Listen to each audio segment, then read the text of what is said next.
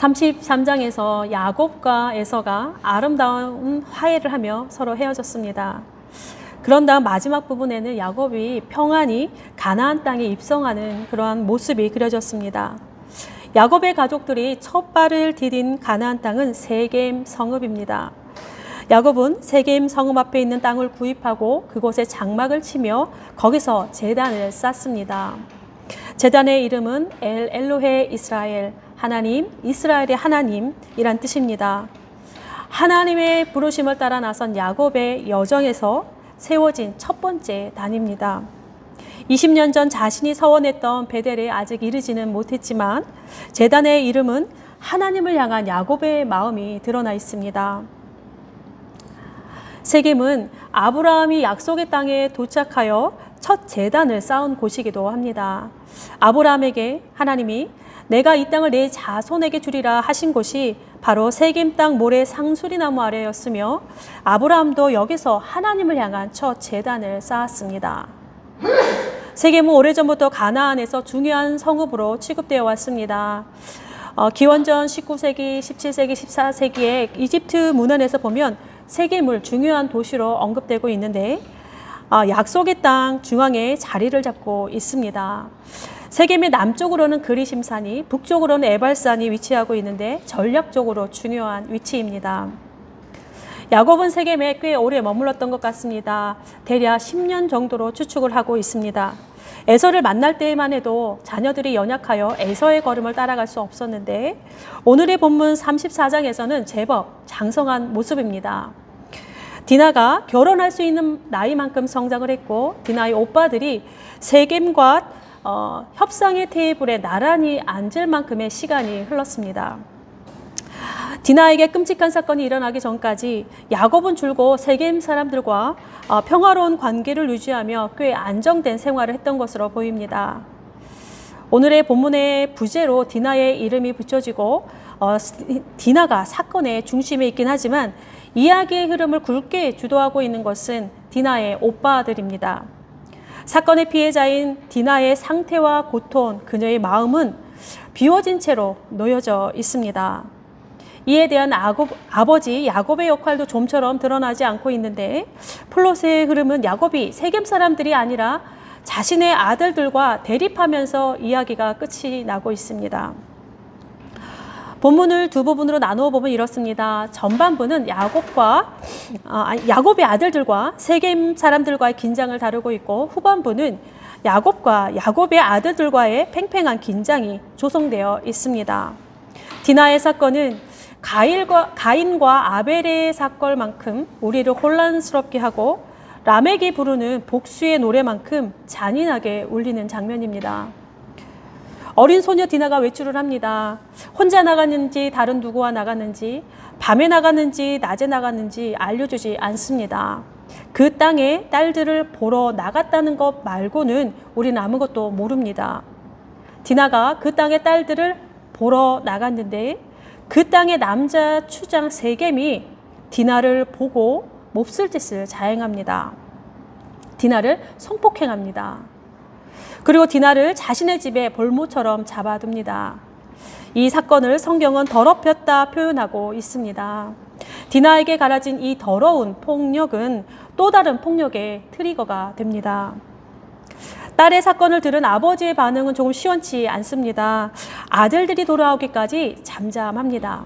잠잠하다라고 하는 말의 사용의 히브리어는 조각하다, 땅을 갈다, 도모하다라고 하는 뜻을 가지고 있습니다. 기본적인 개념은 금속을 조각하거나 땅을 갈고 어떤 물질을 파헤치며 앞으로 나아가는 것을 뜻하는데 비유적으로는 도모하다, 궁리하다라고 하는 의미를 가지고 있습니다. 야곱이 자신의 생각을 어떻게 갈았는지, 어떤 마음을 조각하고 파헤치면서 준비하고 있었는지 아들들이 돌아온 이후에도 그의 마음은 드러나지 않습니다. 이에 반해 오빠들의 반응은 즉각적입니다. 모두 근심하고 노합니다. 당연한 반응이겠지요. 오빠들은 디나의 사건을 이스라엘에게 행해진 부끄러운 일이라 합니다. 디나 개인의 사건이 아니라 공동체의 사건이며 공동체에게 가해진 부끄러운 일로 규정하고 있습니다. 부끄러운 일이라고 하는 말에는 어리석음이라고 하는 그런 내용이 포함되어 있는데 나발과 같은 의미로서 도덕적인 요구나 영적인 요구에 무관심하는 것을 표현하고 있습니다. 모든 면에서 무분별하고 무례하고 망신거리를 의미하면서 비도덕적인 죄를 가리킵니다. 이 단어는 계획적인 성폭력은 물론이거니와 금지된 물건을 훔친 아간의 행위에서도 사용되었던 단어입니다. 일어나지 말아야 할 지독하게 어리석은 일이 이스라엘에게 일어났습니다. 아버지가 아닌 오빠들이 근심하며 심히 노합니다. 근심하다라고 하는 단어를 보면 슬퍼하다, 불쾌하다, 비틀다라고 하는 기본 뜻이 있습니다. 정신적인 불쾌감뿐만이 아니라 육체적인 고통을 동반하는 그러한 용어입니다.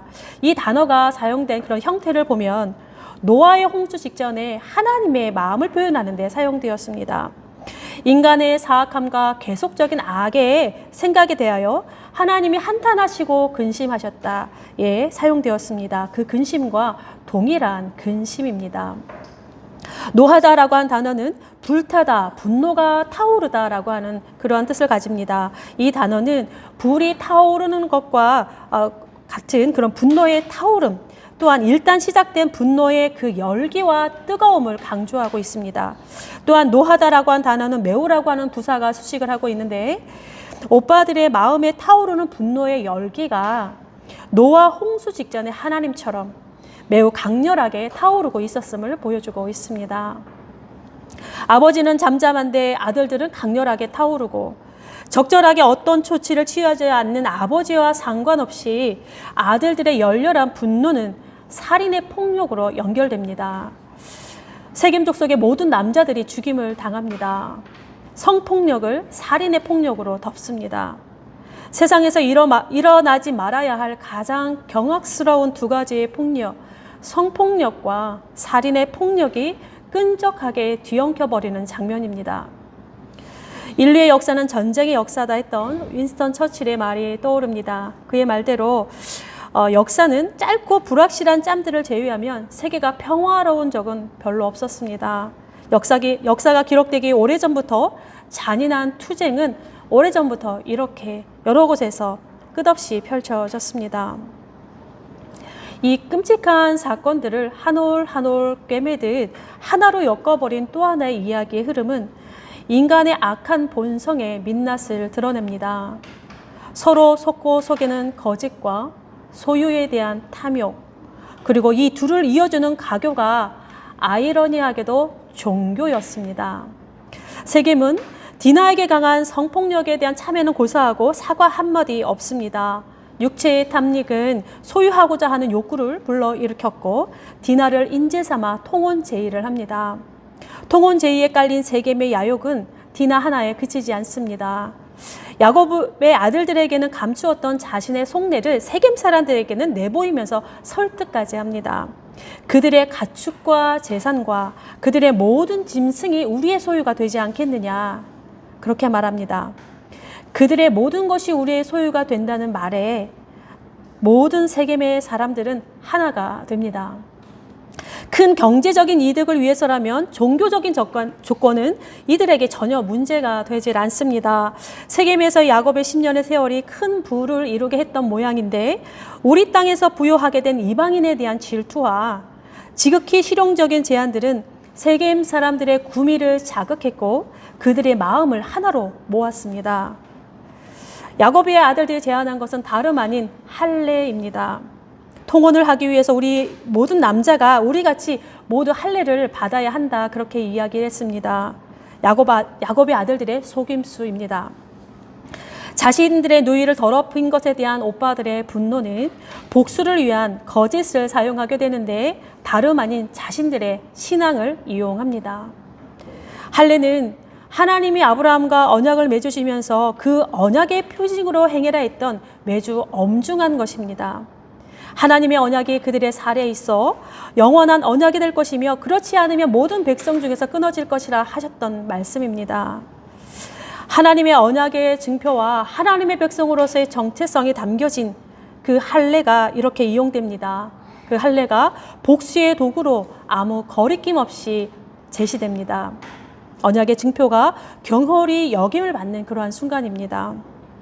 세겜 사람들은 스스로 할례를 합니다. 모든 남자들이 할례로 인하여 가장 고통스러운 그 순간에 시므온과 레위가 기습을 하게 되고 세겜의 남자들은 속수무책으로 죽임을 다 당합니다. 몰살당합니다. 시므온과 레위는 억류되어 있던 디나를 데려왔을 뿐만이 아니라 세겜의 모든 재산을 노략했고 그들의 자녀와 아내들까지 전쟁의 탈취물처럼 취하여 옵니다. 창세기의 화자는 야곱들의 아들들이 행한 이 행위를 노략했다라고 표현하고 있는데 이는 이들이 옳지 않음을 분명히 드러내고 있습니다. 내내 침묵했던 야곱이 이제서야 반응을 합니다. 너희들의 행동이 나에게 화를 미쳤다. 자신의 미래에 대한 괴로움을 아들들에게 토로하고 있는데 아들들은 이에 발끈하면서 감정의 각을 더 날카롭게 세웁니다. 자신들의 행위에 대한 정당성뿐만이 아니라 자신들의 누이에 대해서 아무것도 하지 않은 아버지에 대한 불만이 첨예하게 드러나면서 34장의 끝을 맺고 있습니다. 야곱의 아들들의 소행을 야곱이 악취라고 표현을 합니다. 악취에 사용된 히브리어는 출애굽기에서 많이 나옵니다. 모세가 나일강을 치자 물고기들을 죽고 강물에서 악취가 풍겼고 개구리 재앙 이후에 악취가 가득했으며 욕심내어 숨긴 만나에 벌레가 생기고 악취가 났습니다. 이렇게 야곱의 아들들이 만들어낸 악취는 죽음의 냄새요 탐욕의 향기입니다. 사실 이 악취는 야곱의 아들들뿐만이 아니라 야곱을 포함하여 34장에 있는 모두가 함께 빚어낸 죽음과 탐욕의 냄새입니다. 속이고 속이는 거짓은 서로를 기만하는 거짓 저울의 역할을 톡톡히 하였고 성폭력에 희생된 딸을 방관하듯 침묵으로 일관하는 야곱의 지극히 수동적인 태도는 훗날 요셉을 잃어버렸을 때와 현격한 대조를 이루고 있는데 야곱을 중심으로 부부 사이와 부모 사이에 흐르는 편애의 깊은 갈등도 엿보이고 있습니다. 존재가 유린되는 엄청난 폭력에 대하여 적절한 대응을 하지 않는 아버지, 편애의 깊은 갈등을 따라 흐르는 아들들의 분노와 도가 넘치는 그 살기, 공공의 이익을 위한 것 같은 허울 좋은 이중 거래와 세겜의 탐욕, 경제적인 유익을 위해 종교적인 거래를 하고 이루고자 하는 목적을 위해 신앙을 팔아먹는 행위가 모두 악취의 공범입니다.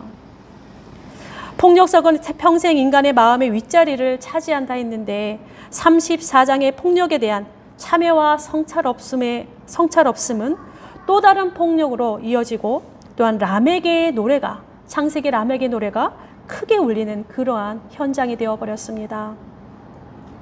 평안히 엘엘회 이스라엘 제단을 쌓으며 시작된 야곱의 가나안에서의 여정은 폭력의 소용돌이에 휘말리면서 또 다른 국면을 맞이하게 됩니다.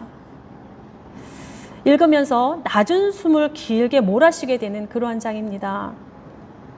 약하고 악한 인간의 실존의 민낯은 창세기나 오늘이나 변함이 없어서 34장의 사건은 우리에게 그리 낯설지 않습니다.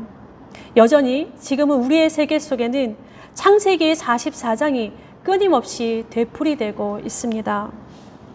육체의 탐욕과 소유를 향한 집착은 한이 없고 우리의 안주머니에는 이미 거짓 저울이 왕노릇하고 있으며 폭력은 더 잔인한 폭력으로 맞서고 신앙은 도구화되어 구미에 잘 맞게 사용되어지고 있습니다.